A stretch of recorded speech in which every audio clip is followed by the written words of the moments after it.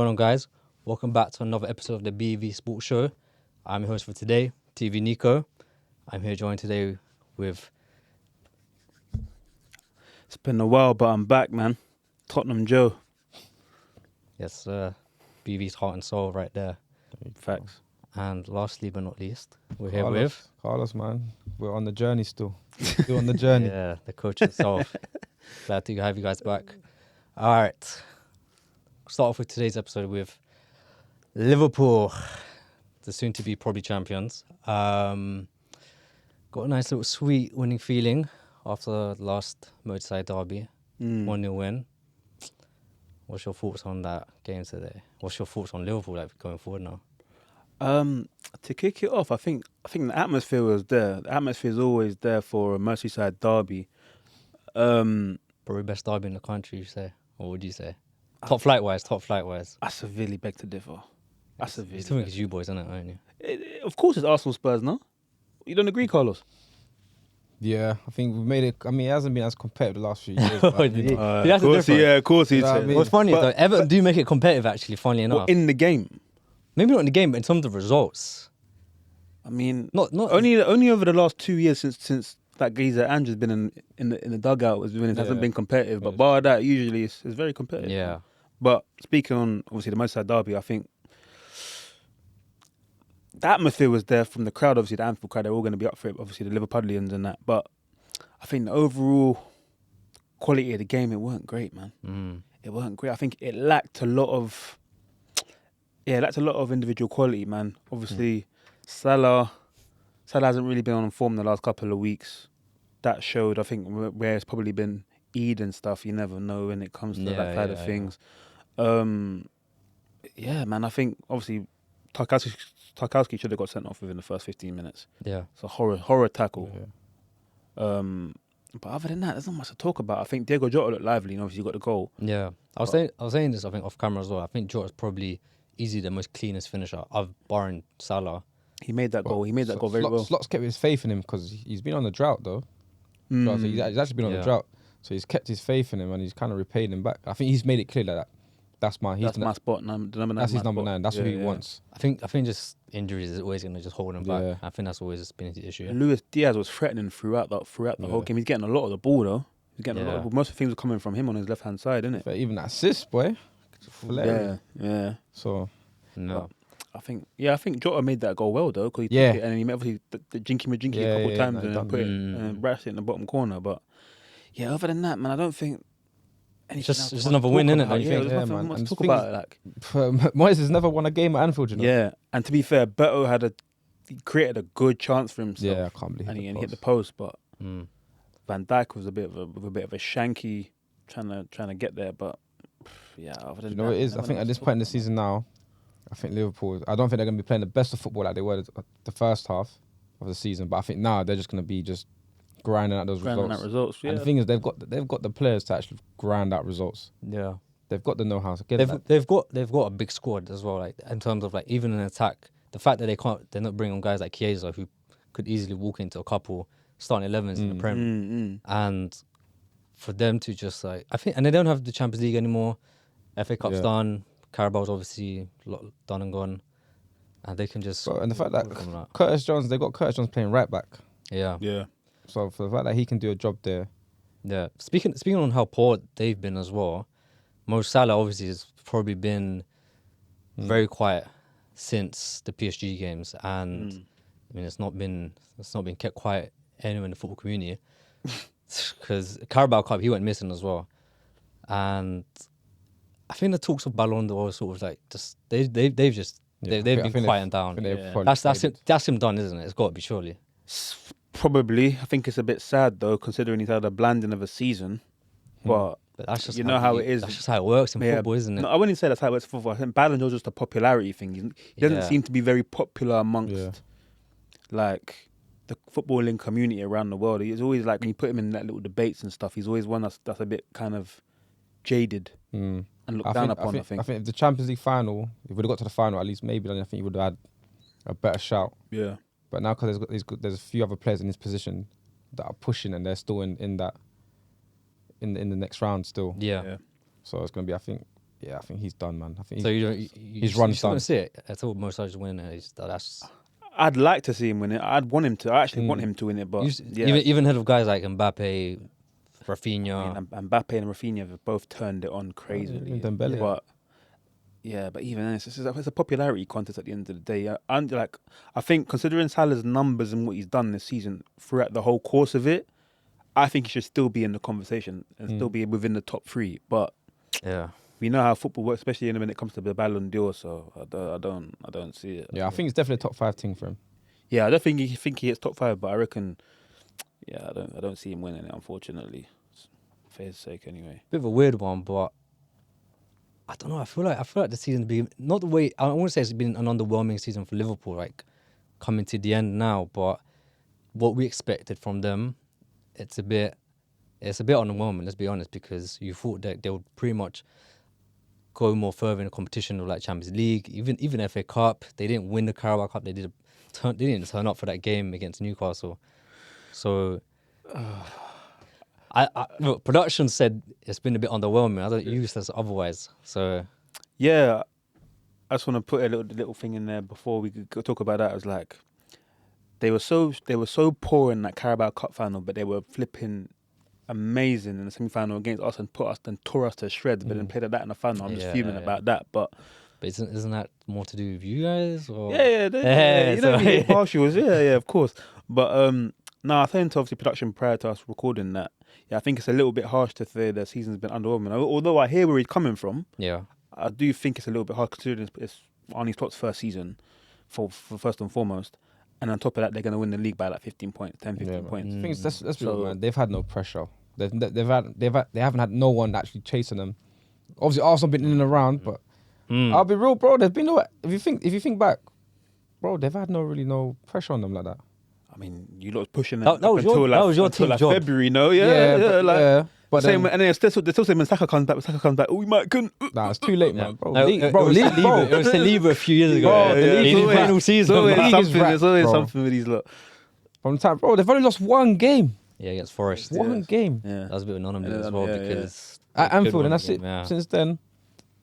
Yeah. Do you think so? For Arne Slot, it's more of a success for him than anything. Most definitely. 100%. Yeah, because coming first season, win the Prem, but Carabao Cup final, etc.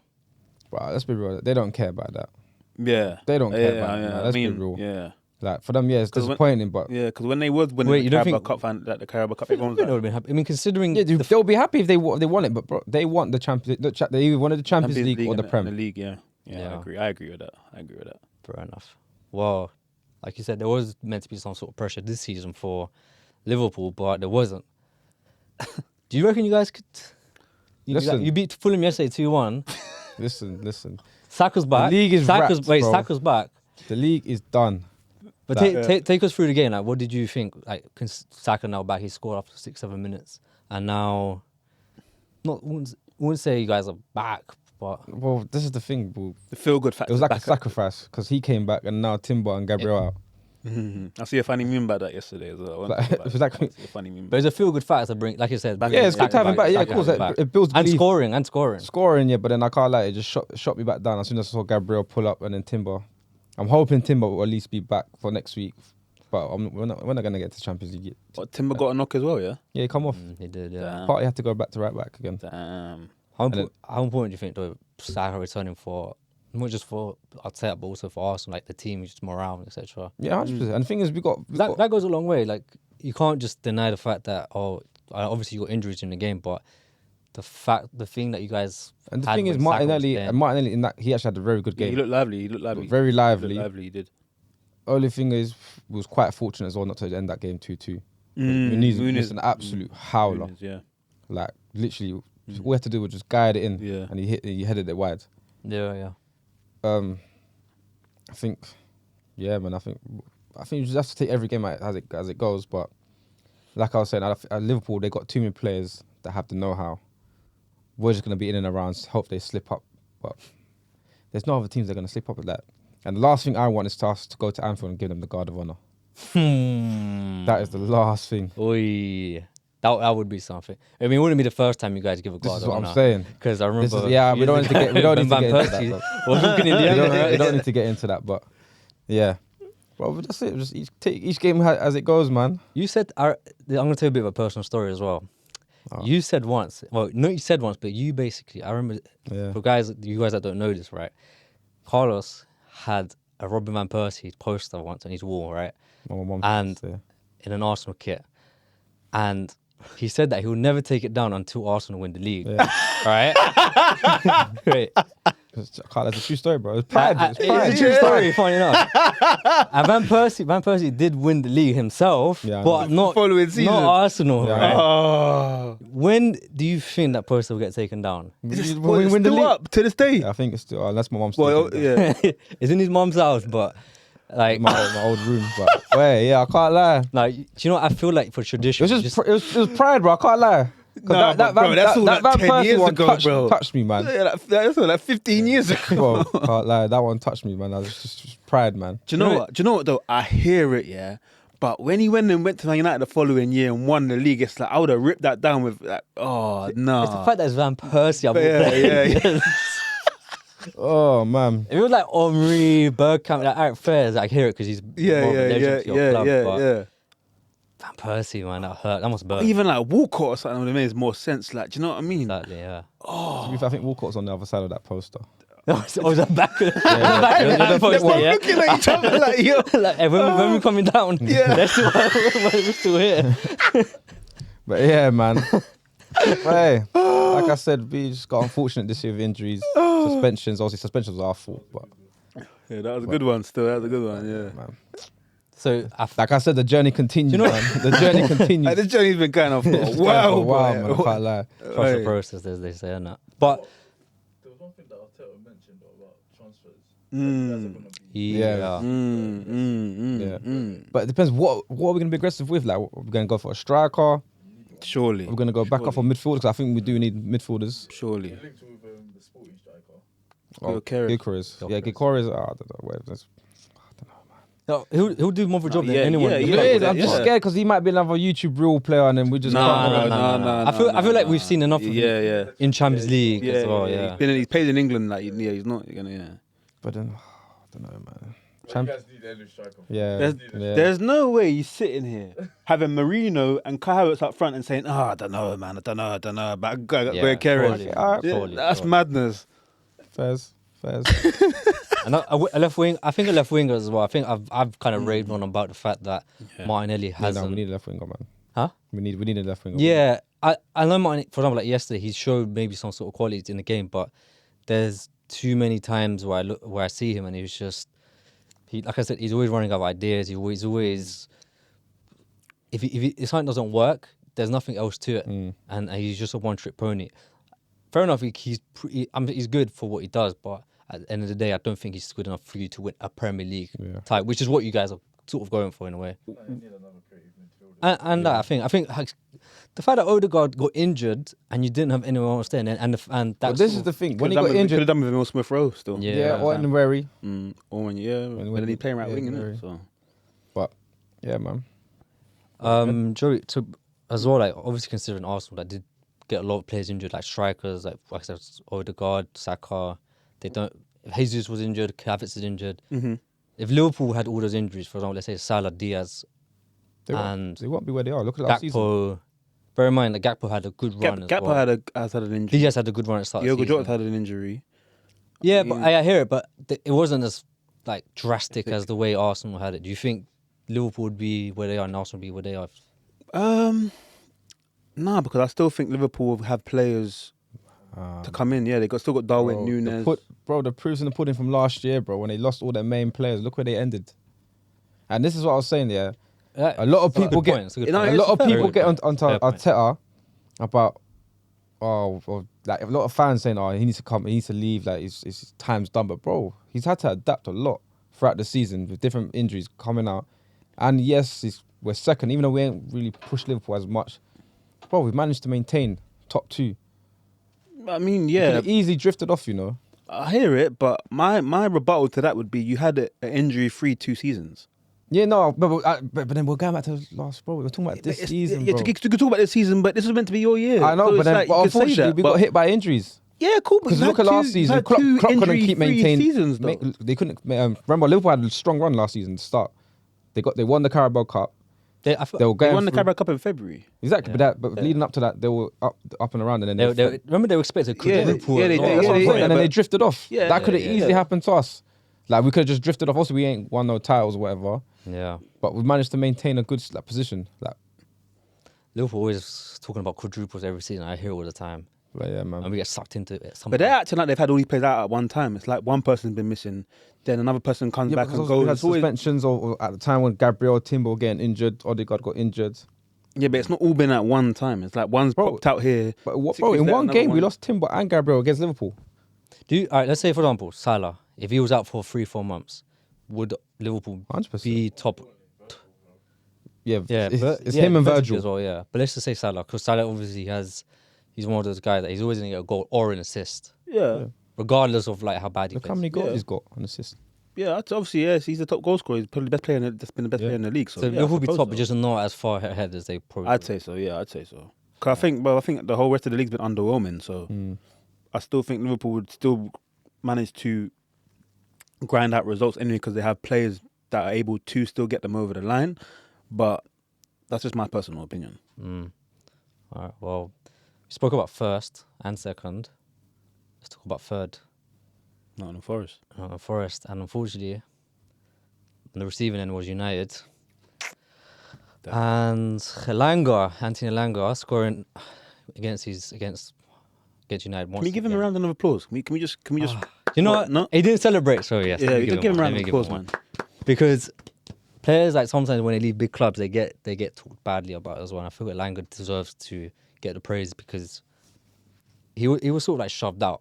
He was shoved out of the club. Yeah, and I don't think he really done anything wrong when he was there. It was just the fact that he probably didn't fit the system, the way we played, wherever it may be, and whatever you want to call it, he just wasn't fit. Not fit, sorry. He just wasn't apparently fit for the badge and stuff. But then he goes to Forest, and you see how he's performing this season. One of the best wingers in the league at the moment. You know what's so mad is that when he first burst into the scene, he was getting match winners for you as well. That game I remember very vividly as well. Like how I think we were losing 1-0 and he comes on and just out of nowhere, he slotted it in. And the fact that you lot sold him, and I don't think you lot have actually replaced a player like him. No, kinda. No, they haven't. And you've been chasing it, so I don't know. It's a bit of a. And this is a comparison I want to make with you guys as well, because, like you said, we haven't really replaced him, but there is a player that is very similar to him in the way they play, in the way they run. Not the way they run exactly, in terms of aesthetics or anything like that, but they're similar in a way. Similar profiles. Similar profiles. That's the perfect. That? Alejandro Garnacho. Really?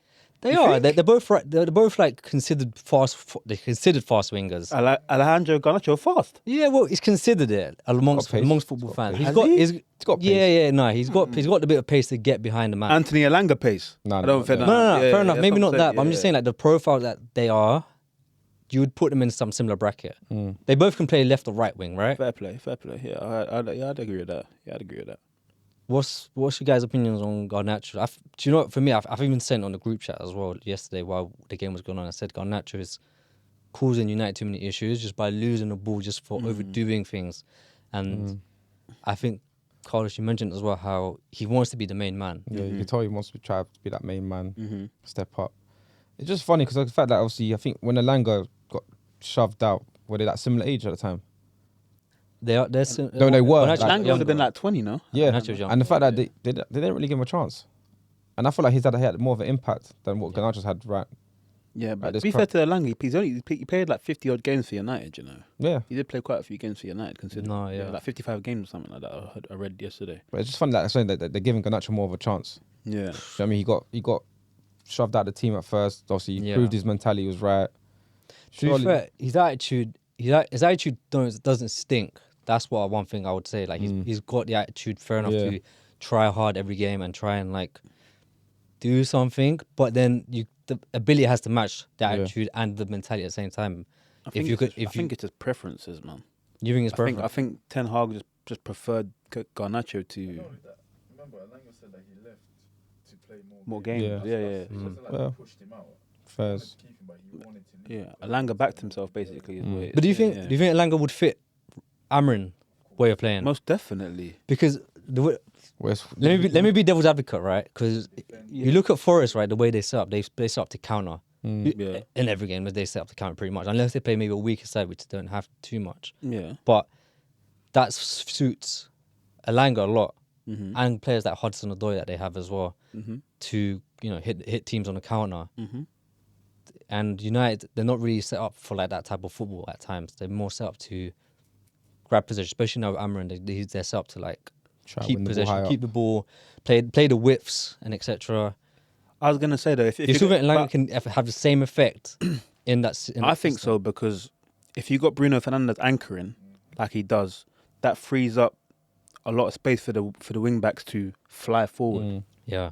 Whether that be the left back holds and the right wing back goes, or vice versa, I think that would suit Elanga perfectly. I think Elanga would complement Bruno massively, whether he's playing right wing back or right at the front three. Right wing back. No, I think he'll put in the work for that. Yeah. I don't see why it wouldn't work. So, I think Elanga's a loss for Man United. Looking at it now, I think it's a major loss, considering you're having to play, Xerxes, Haaland. I think Xerxes turned the corner. In fairness to him, turned the corner, but Haaland can't do it by himself. Yeah, Alejandro Garnacho, and you got better other kids on the bench now. And Elanga's not the only one. There's other players out there like have gone on loan. Like for example, like Anthony now at Betis, Rashford at Villa, who's scored today as well, in the previous game in the FA Cup. Yeah. But do you think that United shirt it's heavy? I think it weighs different, don't you think? It does. It's one of the top 3 biggest clubs in the world. So, I mean, we've been saying that on the pod before. Do you know? I think the way I look at it as well, to see Rashford, no one talks about him anymore.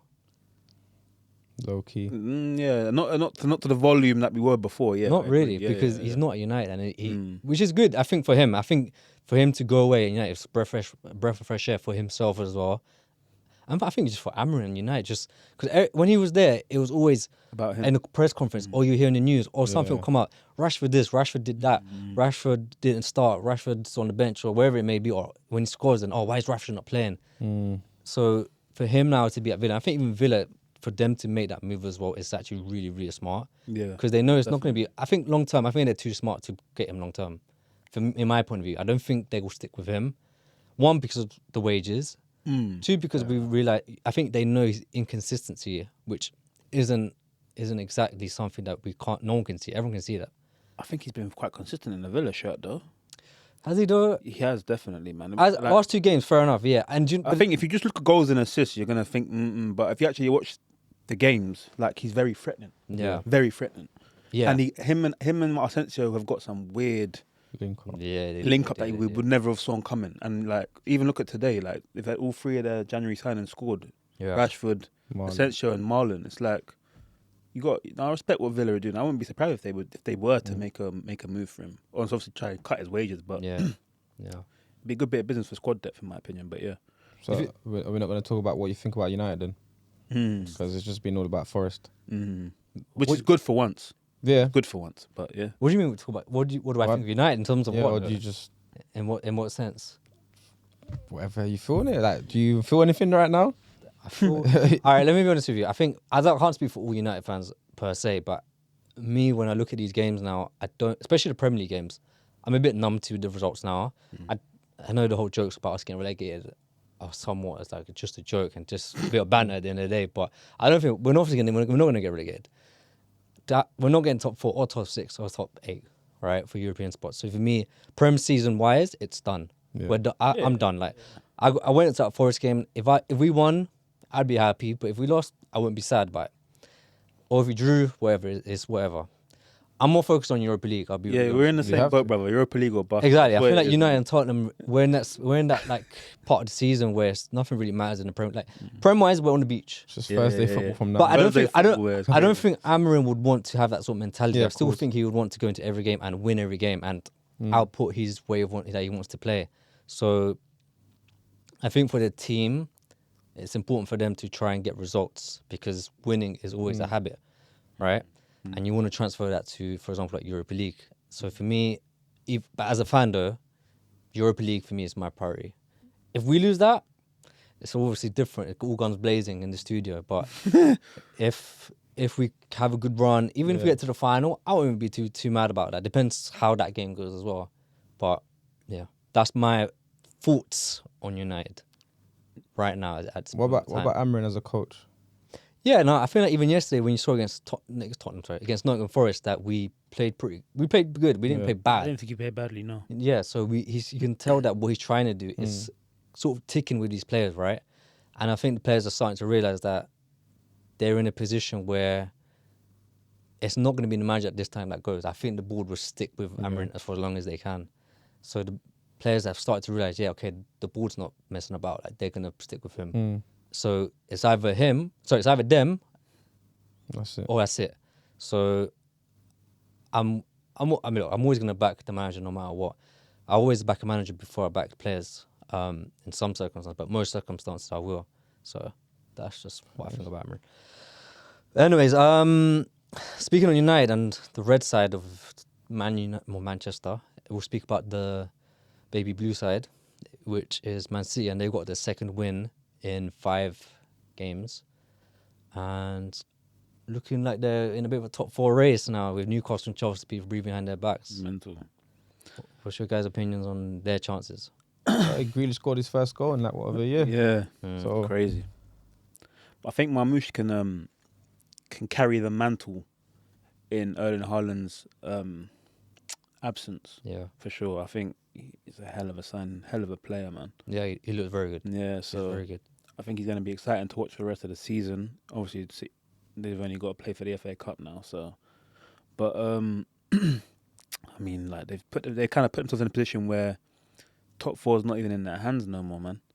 It's not. It really isn't. Yeah, so it's like they've got to go. I think they've got to go out on all fronts for top 4 and the FA Cup, and that'll be a good season for them if they get top 4 in the FA Cup now, I suppose. Considering which is a good season or bad. It's crazy to think that there'll be a bad season of having top 4 and an FA Cup. It's for the standard they used to. The standard that the standards they set. Yeah. So yeah. But on the flip side of that, considering also they've got these charges that are looming now, and a verdict. They said they need a verdict. They're looking to get a verdict before or by the end of the season. Yeah. So that's another thing that I think that's played on the back of their minds. The players. I won't say the players as such, but we're in businesses and corporate settings or whatever. Yeah. Whatever's happening at the top kind of always filters down anyway. Yeah, I hear it. Because you're going to be overhearing things, and then people are going to start murmuring and talking. So, to be fair, I think where they've been playing so poorly, I don't think they're even thinking about it. I think they're just trying to grind the results, I don't know, man. There's a few things, obviously, the charges, Pep's divorce. I think